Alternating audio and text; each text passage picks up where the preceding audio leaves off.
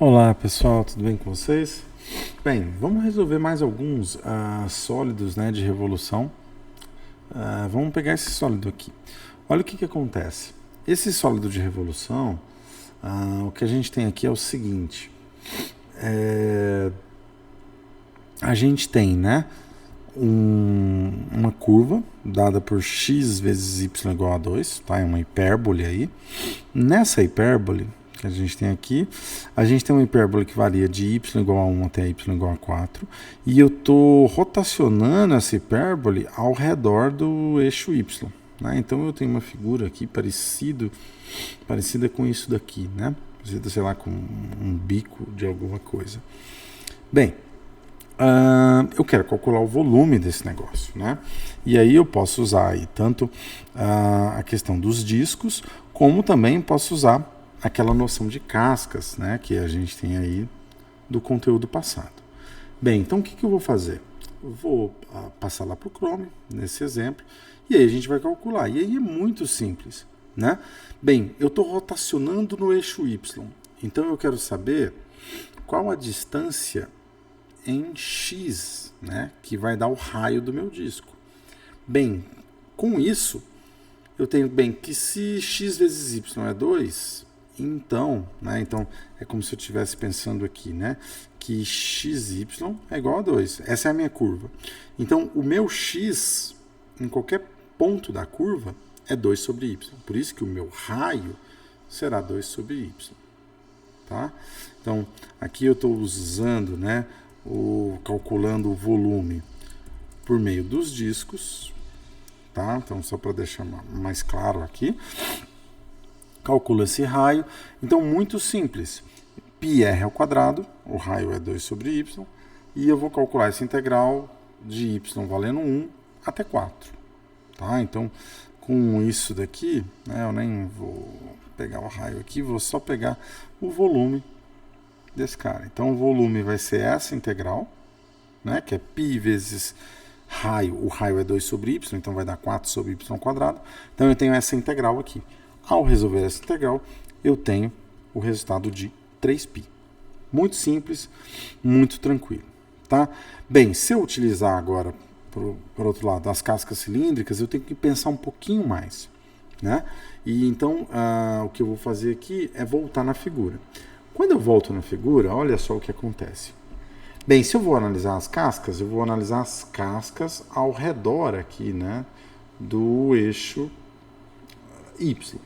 Então, eu vou ter que analisar a altura dessas cascas, né? Mas, inicialmente, as cascas têm altura 3, né? Que é aqui da parte 0 até mais ou menos esse ponto aqui, né? Bem, quem é esse ponto? Quando o y vale 4, x vale 2 quartos, então x vale meio. Então, de meio até 2, eu tenho a hipérbole. De 0 até meio, eu tenho que essa altura é fixa em 3. Tá?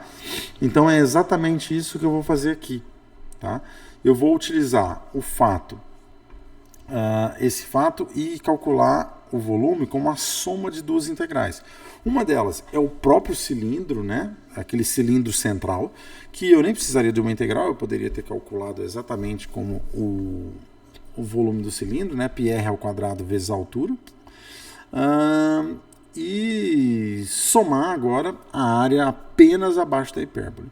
Então, como que eu faço isso? Eu faço a integral de 0 até meio, né? É a primeira parte. De quem?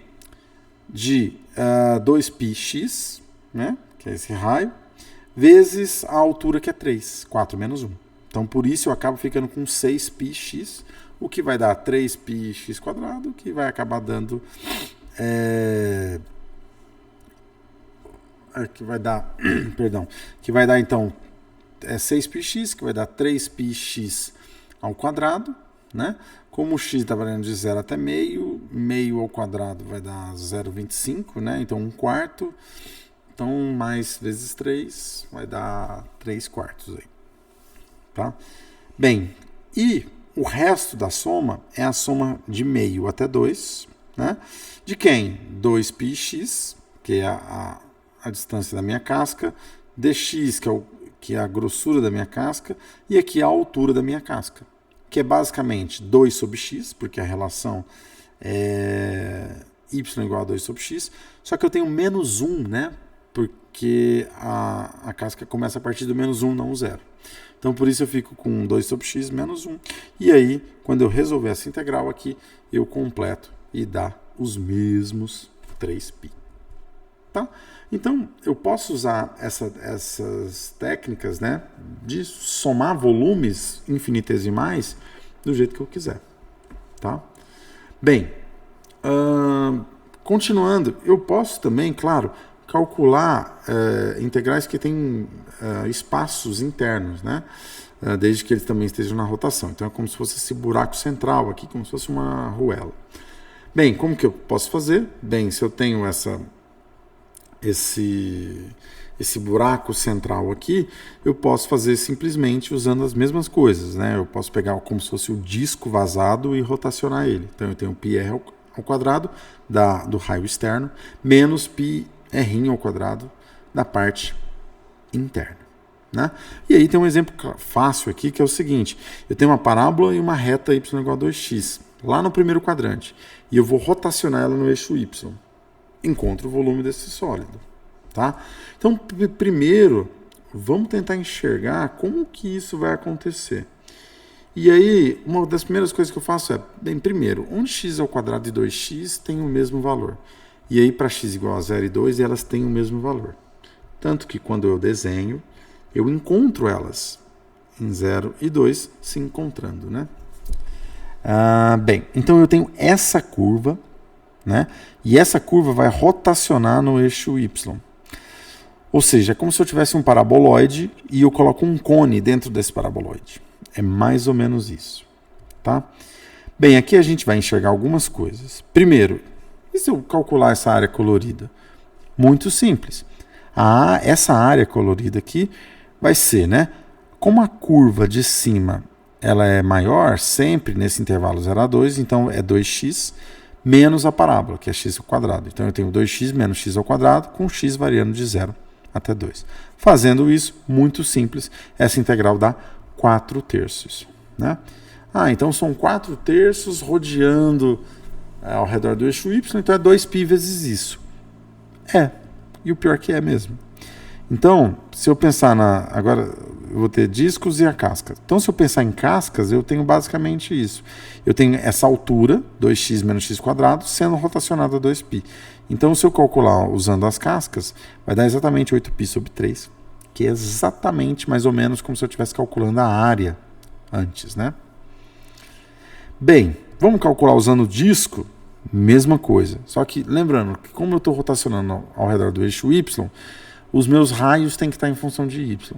Então eu tenho que aqui o raio interno é y sobre 2, que é o raio da reta, e o raio externo é o raio de x ao quadrado. Né? Então, bem, como o y é x ao quadrado, então x é raiz de y. Como eu estou no primeiro quadrante, é somente a raiz positiva. Então eu tenho r y sobre 2, que é o raio interno, e o raio externo é raiz de y. Então aqui eu faço simpar raio externo menos raio interno, variando entre 0 e 4, né? Porque o meu y varia de 0 até quando o x é 2. Então eu tenho y igual a 2 vezes 2, que é 4. Então por isso que o meu y está variando até 4. E aí eu consigo calcular aí esse volume aí de forma bem tranquila aí, dando também 8π sobre 3. Tá? Espero aí que vocês tenham gostado. E até a próxima.